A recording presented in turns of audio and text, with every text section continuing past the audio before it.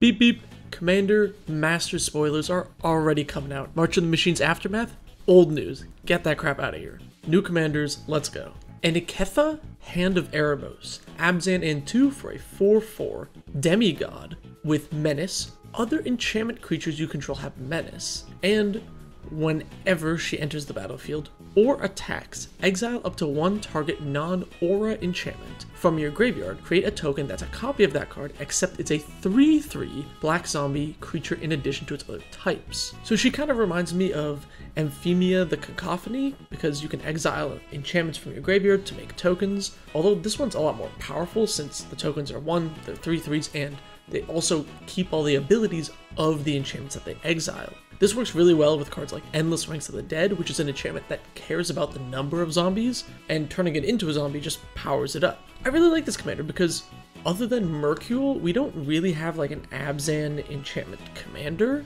and having more options for that is really great. Commander Masters so far has been really good at making themes that we don't have a lot of commanders for into fully fleshed out themes, which I really appreciate. The next commander spoiled is Commodore Guff. Jeskai in 1 for a 5 loyalty planeswalker that can be your commander. At the beginning of your end step, put a loyalty counter on another target planeswalker you control. +1, create a 1/1 red wizard with tap, add a red, spend this mana only to cast planeswalker spells, and then -3, you draw X cards, and Commodore Guff deals X damage to each opponent, where X is the number of planeswalkers you control. So this card's really interesting. Another great addition to Jeskai Super Friends that we don't really have a commander for.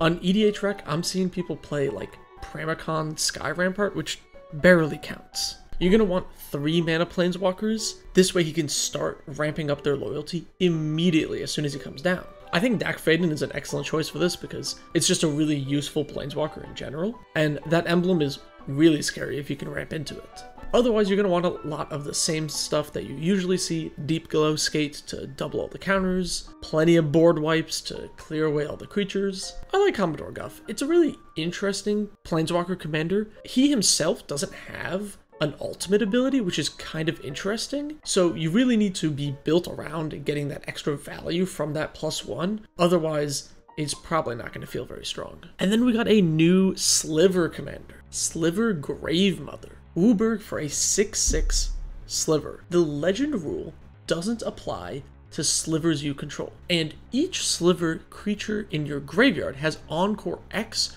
where X is its mana value, and then this has Encore 5. Encore being you can pay that amount, exile it from your graveyard for each opponent, create a token, copy that attacks that opponent this turn, they all gain haste, sacrifice them at the beginning of your next end step, and only activate as a sorcery. So is this a better commander than Sliver Overlord? No, not really.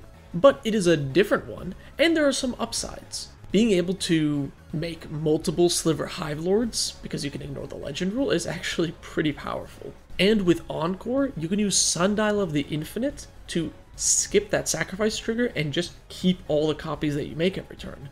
And that seems like a lot of fun. Sliver Gravemother is a really interesting commander as well, because anytime I see the legend rule doesn't apply, I'm always thinking of ways to break that. It does just say slivers, but if you had something like Conspiracy, you could turn all your creatures into slivers, and then any of your legends would ignore the legend rule, which opens up all sorts of shenanigans. That's probably going a little too deep.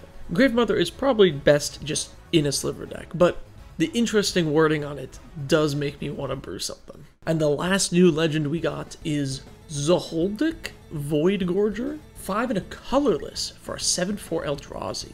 Colorless spells you cast from your hand with mana value 7 or greater have Cascade. Now, tragically, there isn't any good way to reduce the cost of big color spells. Just kidding, there's a ton of ways. This card's insane. Just starting with Sojourner's Companion, a 7 mana 4/4 with affinity for artifacts. This is so easy to get out for 0 mana if you really want. Not only that, you have Metalwork Colossus, which costs X less, where X is the total converted mana cost of non-creature artifacts you control, and that's an 11 cost. Giving this Cascade is huge. And then we got Mycosynth Golem, which also has affinity for artifacts, and artifact creatures you play have affinity for artifacts. And then, of course, theoretically, you could live the dream and cast Emrakul the Promised End, and then cascade into a Kozilek, and also into an Ulamog. And since Cascade does let you cast the spell, you'll get all the cast triggers.